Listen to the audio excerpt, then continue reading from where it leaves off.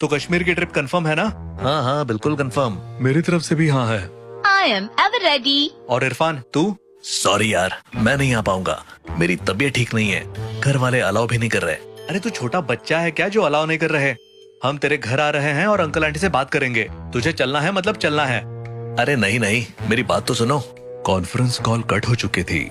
आधे घंटे के अंदर वो चारों इरफान के घर पहुंच गए। आंटी, बहुत मुश्किल से ये ट्रिप कंफर्म हुई है, प्लीज इरफान को जाने दीजिए ना। लेकिन बेटा इसकी तबीयत बहुत नासाज है और ऐसे ही नासाज तबीयत में बाहर निकलना सही नहीं रहता। कोई बुरी शय काबू में ले सकती है। कौन बुरी शय? जिन्नात। जिन्नात क्या?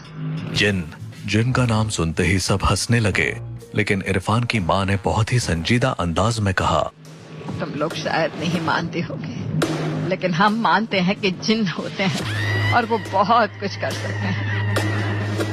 आप बेफिक्र रहिए आंटी, आपके इरफान को कुछ नहीं होगा, हमारी जिम्मेदारी है। कुछ देर की मशक्कत के बाद आखिरकार इरफान की माँ मान गई और वो पांचों लोग कश्मीर की ट्रिप के लिए निकल गए। दिल्ली से कश्मीर के लिए निकले हुए इन दोस्तों को कुछ ही घंटे हुए थे।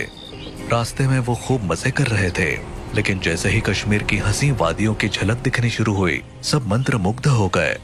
चारों ओर बर्फ से ढकी पहाड़ियां, देवदार के ऊंचे ऊंचे पेड़ और ठंडी ताजी हवा, ये सब किसी सपने जैसा लग रहा था।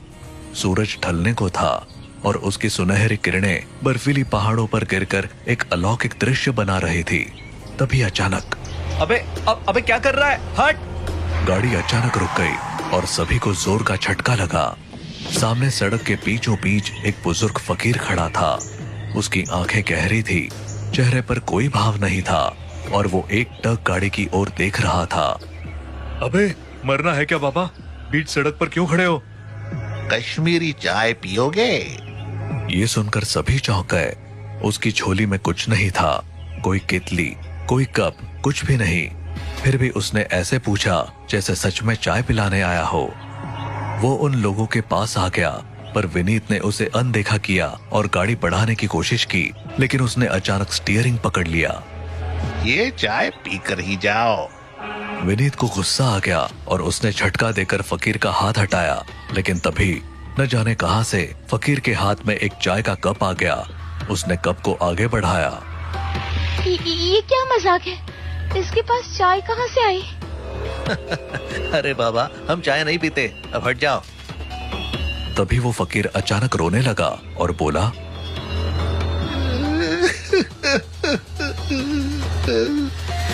मैं कोई फकीर नहीं हूँ, मैं बस चाय बेचता हूँ, लेकिन कोई पीता नहीं है, कोई मुझसे कुछ नहीं लेता। उसका रोना अजीब था, जैसे किसी गहरे दर्द से निकली आवाज हो। इरफान को उस पर दया आ गई। उसने जेब से पैसे निकाले और चाय खरीद ली। जैसे ही उसने पहला घूंट लिया, फकीर मुस्कुराया, एक अजीब सी मुस्कान, और फिर अगले ही पल वो गायब हो गया। इरफान ने इधर उधर देखा, लेकिन वो कहीं नहीं था। कहाँ गया वो? ये तो अभी यही था। अबे तूने क्या पी लिया? इरफान ने झटके से चाय का कप नीचे गिरा दिया। फिर विनीत ने माहौल हल्का करने के लिए मजाक उड़ाना शुरू कर दिया। अबे इरफान, तू ऐसे ही किसी से भी कुछ भी लेकर पी लेता है क्या? तेरा बचपन में किडनैपिंग कैसे नहीं हुआ? सीरियसली?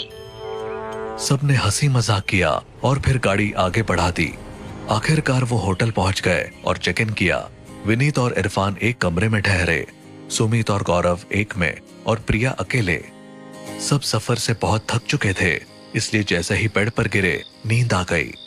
रात के करीब 2 बजे विनीत की अचानक आंख खुली। उसे एक अजीब सी आवाज सुनाई दी, जैसे कोई उल्टी कर रहा हो। उसने देखा कि इरफान बाथरूम में था और बुरी तरह उल्टी कर रहा था। इरफान, तू ठीक है ना? जवाब नहीं आया। विनीत घबरा कर पास गया और उसने देखा इरफान खून की उल्टी कर रहा था। विनीत के पैरों तले जमीन खिसक गई। वो मेडिकल हेल्प बुलाने के लिए बाहर भागा, लेकिन जब वो मेडिकल स्टाफ को लेकर लौटा तो इरफान आराम से सो रहा था। बाथरूम में कोई उल्टी भी नहीं थी। ये क्या हो रहा है? सर, शायद आपने कोई बुरा सपना देख लिया होगा। लेकिन विनीत को यकीन था कि वो सपना नहीं था, कुछ गड़बड़ थी, बहुत बड़ी गड़बड़। सुबह हो गई। होटल के लॉन में बैठकर सभी नाश्ता कर रहे थे। इरफान, कल रात तुझे कुछ अजीब लगा? अजीब? क्या मतलब? अरे तू रात में खून की उल्टी कर रहा था ना, और फिर क्या बकवास कर रहा है, मुझे कुछ भी याद नहीं है। तू ठीक तो है ना? एकदम बढ़िया महसूस कर रहा हूँ। कुछ तो गड़बड़ है। नाश्ते के बाद सब घूमने निकले। पहाड़ी रास्तों से होते हुए वो एक ऊंची चोटी पर पहुंचे। वहां से नीचे का नजारा बेहद खूबसूरत था, लेकिन एक जगह एक टूटी फूटी लकड़ी की बाड़ लगी थी। उस पर लिखा था, आगे जाना मना है। अरे वाह, यहाँ से और ऊपर जाने का रास्ता, चलो देखते हैं। नहीं इरफान, वहाँ नो एंट्री का बोर्ड लगा है, जाने दो। अरे डरपोक, चल ले। इरफान आगे बढ़ा तो बाकी सब भी अनमने ढंग से उसके पीछे चल दिए। लेकिन जैसे ही वो उस बाड़ के पार पहुंचे, हवा अचानक भारी हो गई। पेड़ों के पत्ते जोर से सरसराने लगे। यहाँ कुछ अजीब नहीं लग रहा? मुझे बहुत डर लग रहा है, वापस चलते हैं। सुनो, ये कैसी आवाजें आ रही हैं? चारों ओर सन्नाटा था, लेकिन कहीं से धीमी धीमी फुसफुसाहटें आ रही थी, जैसे कोई बहुत सारे लोग धीमी आवाज में कुछ बोल रहे हों। अचानक हवा और तेज हो गई। पेड़ों की शाखाएं जोर जोर से हिलने लगी। फिर एक चीख गूंजी, एक भयानक खून जमा देने वाली चीख।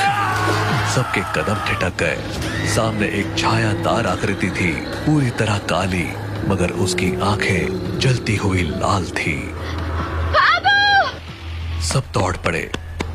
उनकी सांसें तेज हो गई, दिल जोर जोर से धड़कने लगा। उनके पीछे सरसराहटें तेज होती जा रही थी। वो सब बमुश्किल होटल तक पहुंचे और दरवाजा धक्का देकर बंद कर दिया। शाम को सब लोग होटल के लॉन में एक बॉनफायर के पास बैठे थे। डर का माहौल था, लेकिन कोई कुछ बोलना नहीं चाहता था। आज का दिन बहुत अजीब था, हमें सच में यहाँ से चले जाना चाहिए। अरे यार, कुछ नहीं हुआ, ये सब वहम है। सच में? तो तूने वो चीखें नहीं सुनी? मुझे कुछ ठीक नहीं लग रहा। तभी सुमित उठकर अंदर चला गया। कुछ देर बाद अंदर से उसकी आवाज आई, इरफान, इधर आ जरा। इरफान उठकर तेजी से अंदर गया, लेकिन अगले ही पल इरफान की एक जोरदार चीख गूंज उठी। ये क्या था? चलो अंदर देखना होगा। सब भागकर अंदर पहुंचे और जो देखा उससे उनकी रूह कांप गई। सुमित छत से झूल रहा था। उसने फांसी लगा ली थी। ये कैसे? मैं यहाँ पहुंचा तो ये फांसी लगा रहा था। मैं कुछ कर पाता उससे पहले। तभी मरे हुए सुमित की लाश की आंखें खुल गई। तुम सब मरने वाले हो, कोई नहीं बचेगा।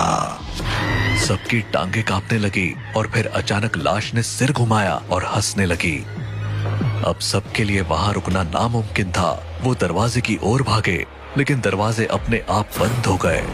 दरवाजा खोलो, दरवाजा खोलो। ये बंद कैसे हो गया? अरे ये पूरा होटल खाली क्यों है? सब कहाँ गए? हम यहाँ अकेले हैं। अकेले नहीं, मैं हूँ।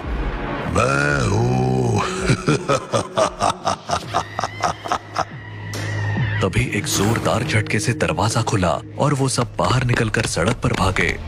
वो लोग थोड़ी दूर जाकर एक जगह पर रुके। तभी अचानक किसी ने विनीत के कंधे पर हाथ रखा।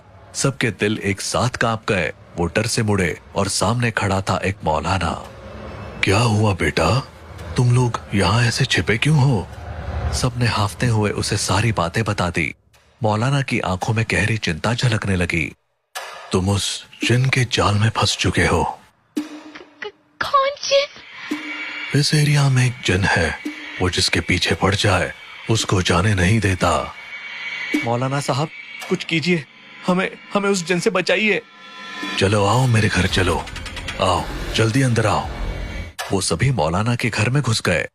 मौलाना ने दरवाजा बंद किया, अंदर जाकर अपनी किताब खोली और कुछ पढ़ने लगे।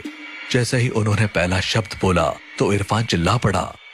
अरे बस, ये सब करने की जरूरत नहीं है, हम यहाँ से चले जाएंगे और बच जाएंगे।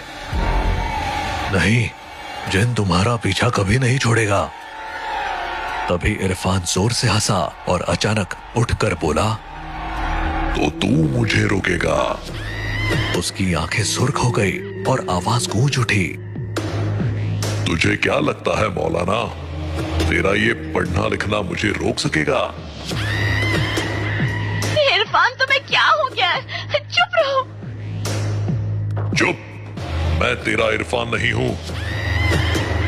सबके दिल दहल गए क्योंकि अब उन्हें समझ आ गया था कि इरफान के अंदर वही जिन था। डर के मारे सब भागने लगे, लेकिन इरफान ने झपट कर प्रिया को पकड़ लिया और बोला, तुम लोग जाना चाहो तो जा सकते हो, लेकिन ये लड़की मेरे बच्चे को जन्म देगी। प्रिया के चीखने की आवाज पूरे कमरे में गूंज उठी। मौलाना ने झट से अपनी जेब से पवित्र पानी निकाला और इरफान पर छिड़क दिया।